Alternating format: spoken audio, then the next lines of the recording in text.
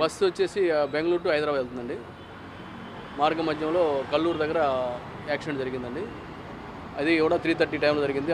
దానికి ప్రమాదానికి కారణం కూడా ఒక బైకరు సడన్గా వర్షంలో అడ్డం వచ్చేసి స్కిడ్ అయి పడిపోయాడు.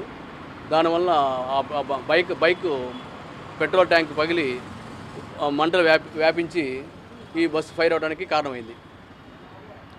మాకు అందిన సమాచారం ప్రకారము బస్సులో ఒక 11 మంది చనిపోయినట్టు మాకు సమాచారం అందింది. బస్సులో ప్యాసింజర్ మొత్తం 40 మంది అండి. డ్రైవర్లు స్పందించి ఆ టైంలో తగిన విధంగా రాడ్లతో కొట్టేసి గ్లాసులు పగలగొట్టి విధంగా చాలా వరకు రక్షించగలిగాం. కొంత ప్రాబ్లం కూడా కారణం ఏంటంటే మొదట్లోనే ప్యాసింజర్ డోర్ దగ్గర మంటలు రావడం వల్ల డోర్ దగ్గరికి రావడానికి జనాలు సాహసించలేకపోయారు. ప్యాసింజర్ రావడానికి బయటికి ఒక్కసారి ఊతిన ఎగిసేటప్పటికి ఆ బ్యాక్ డోర్ నుంచి బయటకు వచ్చారు. అందరూ రాలేకపోయారు. నిద్ర టైంలో బాగా ఇబ్బంది పడిపోయారు.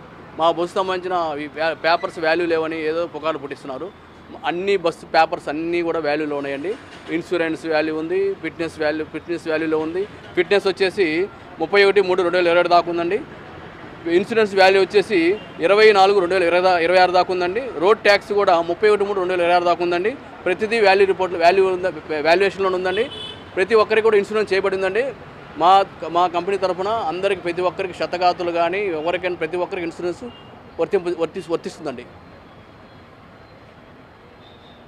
ఈ జరిగిన సంఘటన మటుకు మేము చింతిస్తున్నామండి. యాజమాన్యం తరఫున మేము చింతిస్తున్నాం.